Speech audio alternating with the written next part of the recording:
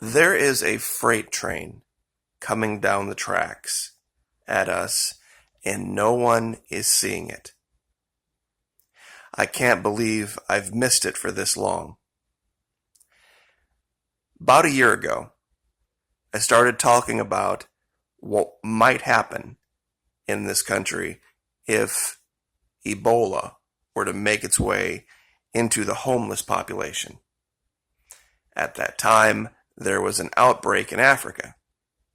Now, this issue with coronavirus kind of took center stage. Many of us believe that the reaction by the government was far worse than the actual coronavirus itself. But I'd like to ask my audience a question. What if it weren't? Meaning, what if something does come down the track at some point in the future that is quote unquote as advertised? Like Ebola Zaire. Now think about this critically for a minute. Back in 1981, Ronald Reagan ordered a whole bunch of air traffic controllers back to work. When they didn't comply, he fired them under something called the Taft-Hartley Act. It gave the government the ability to designate certain businesses and functions as critical to national security. Now, what have we seen recently? We have seen the government designate certain businesses essential and others non-essential. It was kind of a version of too big to fail. It's more like too important to close. Now think about this for just 1 second. What if a real Ebola outbreak happened and you wanted to close your business, but the government said, oh no, you are an essential business. You must remain open. See, it's not just about being allowed to continue to operate like an essential business. It's being forced to by the government. Hardware stores, pharmacies, grocery stores. That puts a whole new light on it, doesn't it? You would be thinking, wow, do I want to risk my life bagging groceries? You see, they're saying that on CNN now about the coronavirus. And a lot of us are like, oh, brother, that's kind of overblown. I mean, it's not that bad. But what if it were? And the government could make you go to work, could force you to go to work at a bank, at a gas station, under penalty of sanction and or law. It's kind of like the military. Once you join, you can't quit. You don't show up for work, you're AWOL, and you will go to jail. Prison, technically. Leavenworth. Well, very surreptitiously and very slyly, the government has now done this with certain industries.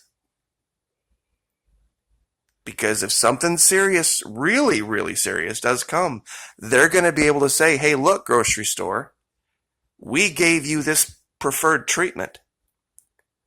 We've even given you the ability to not pay your bills so that you can still operate.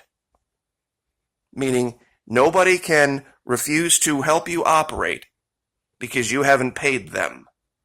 Meaning you can't have your power shut off. You can't have your water shut off. You can't have any of the things that you need to operate taken away from you based on profit motive. You are designated now an essential business. But, caveat, when we say you must be open, then you must be. I think there would be a lot of people out there very thankful to be designated not essential businesses. Hospitality, recreation, gym, hair salons, everybody knows the list. This is what's coming. They are going, if something like this happens, to force businesses to be open. Now, strangely enough, what this does is this ensconces, excuse me one second while I zoom out here. This ensconces socialism as our form of government 100%.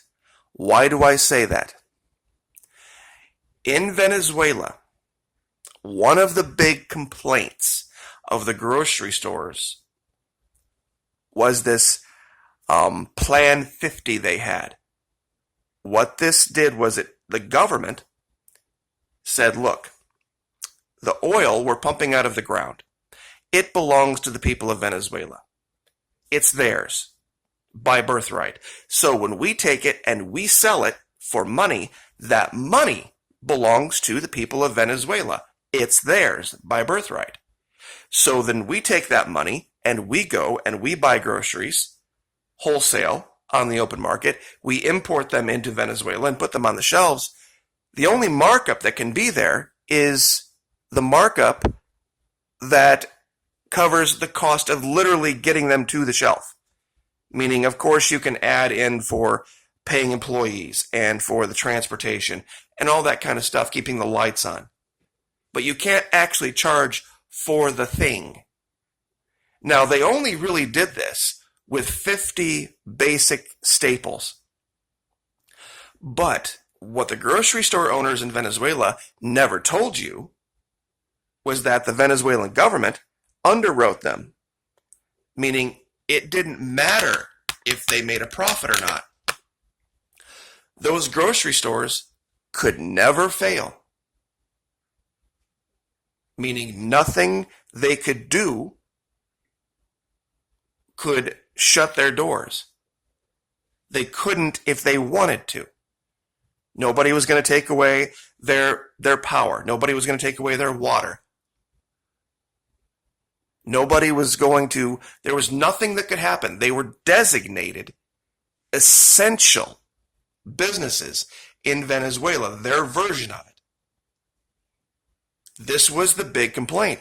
There were these grocery store owners saying that I can't make profit because of these 50 things that I can only charge this amount for.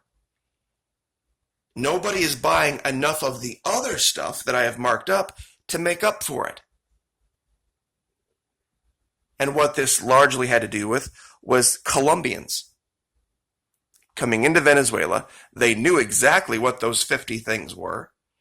They would buy them at dirt cheap prices and then take them back across the border and either black market sell them to mark it up or just keep them. And this largely happened in the western part of Venezuela.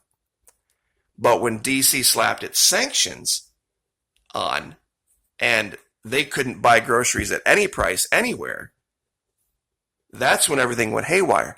But that's exactly what's going on here now.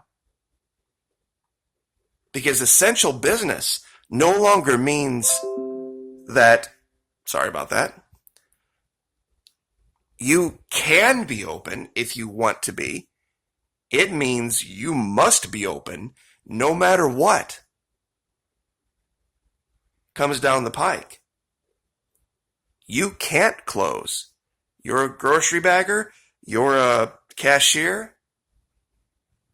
You work in one of these places and you have this job. You got to show up for work. If you don't, you're in trouble.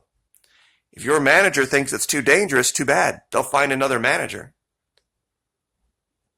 And if enough decide we're not showing up under Taft-Hartley, which is why I brought it up, the government can say, okay, guess what?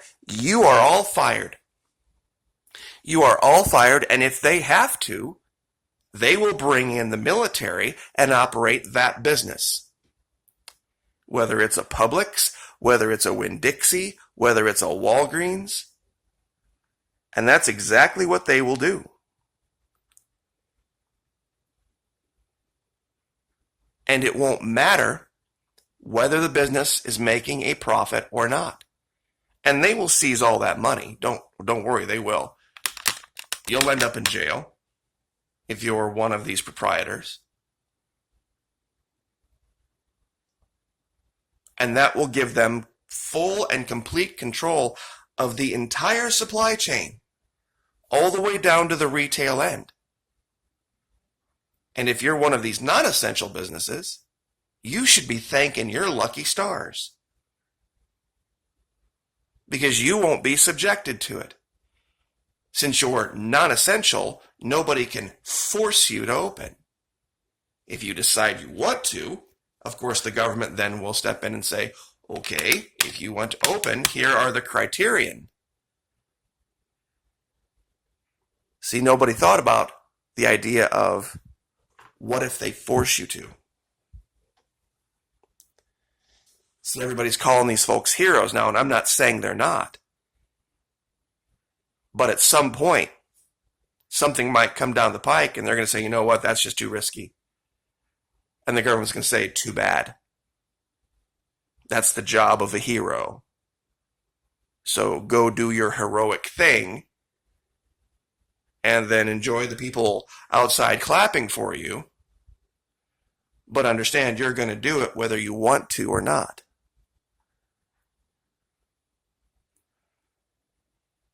So I just wanted to cover this, that Taft-Hartley from 1981, actually goes back to the 40s when they passed it. Truman vetoed it, by the way.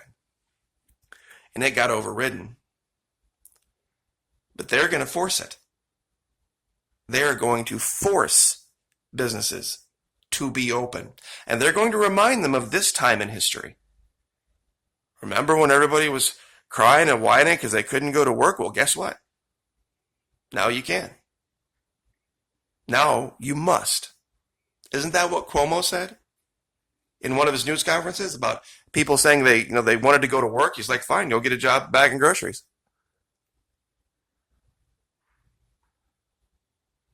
What if it was something really serious? What would you think then? Like, share, subscribe.